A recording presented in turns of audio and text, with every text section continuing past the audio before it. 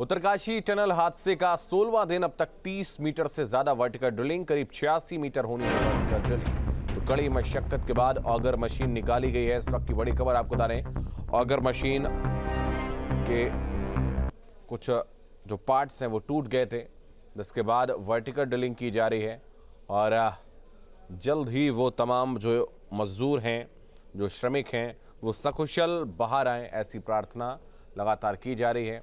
और 30 मीटर से ज़्यादा वर्टिकल ड्रिलिंग की जा चुकी है और जल्द से जल्द वो तमाम जो मजदूर फंसे हुए हैं वो बाहर आएँ, ऐसी प्रार्थना लगातार की जाए। तो कड़ी मशक्कत के बाद ऑगर मशीन जो है वो बाहर निकाल ली गई है और करीब 86 मीटर की वर्टिकल ड्रिलिंग बाकी है। जब ऑगर मशीन के ज़रिए ड्रिलिंग की जा रही थी तो 57 मीटर तक ड्रिलिंग करनी थी, तकरीबन 50 मीटर हो भी गई थी, लेकिन उसके बाद वो पूरा अभियान फेल हो गया था।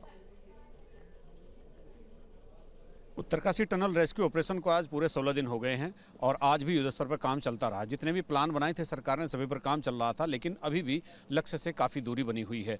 और इस समय चूंकि ये कहावत साबित हो सकती है, सही साबित हो सकती है कि कुछ ना होने से कुछ होना अच्छा है। सुबह से काम जब शुरू हुआ था, लेकिन दोपहर में फिर डेमोलाइज होने की स्थिति आ गई थी। निराशा एक छाने लगी थी, क्योंकि एक मशीन ऊपर जो वर्टिकल जो ड्रिल कर रही थी वो पानी आने की वजह से कुछ देर के लिए रुक गई थी।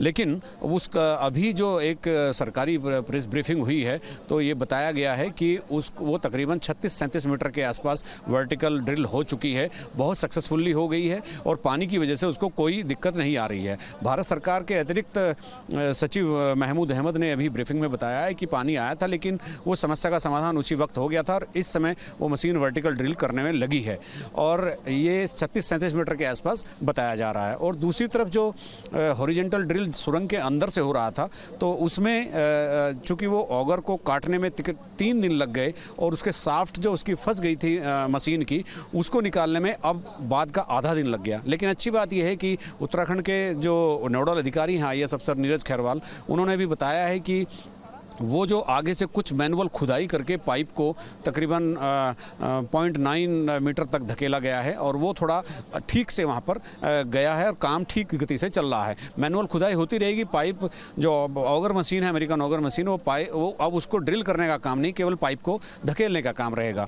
तो ये एक शाम होते होते ही एक ज़्यादा नहीं सी, लेकिन थोड़ी ही सही एक प्रगति की सूचना मिलने से, डेवलपमेंट होने से एक जो उम्मीद जगती है वो जग रही है। और मेरे पीछे अभी भी आप देख सकते हैं सुरंग में इस समय भी रेस्क्यू ऑपरेशन के लिए जितने भी अभियान बन सकते हैं वो चल रहे हैं।